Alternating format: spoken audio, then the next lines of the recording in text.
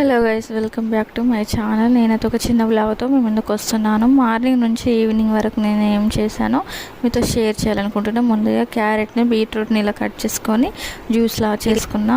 Morning పూట తాగడం వల్ల వెయిట్ లాస్ అవుతారు, బ్లడ్ కూడా పెరుగుతుంది, చాలా మంచిది. తర్వాత నేను శనగలని, జొన్నలని, పల్లీలను ఇలా ఉడకబెడుతున్నాను. ఇలా ఉడికించిన గింజల్ని తినడం వల్ల కూడా చాలా మంచిది. బ్రేక్ఫాస్ట్కి అయితే ఇది మేము చేసుకున్నాము. తర్వాత నేను లంచ్ ప్రిపేర్ చేయాలనుకుంటున్నాను. సింపుల్గా బెండకాయ ఫ్రై చేస్తున్నాను. ఈ బెండకాయ ఫ్రై కూడా హెల్త్కి చాలా మంచిది. తినడం వల్ల మేమైతే బెండకాయ ఫ్రైని చాలా ఇష్టంగా తింటాము. రైస్ కూడా పెట్టాను, రైస్ కూడా అయిపోయింది.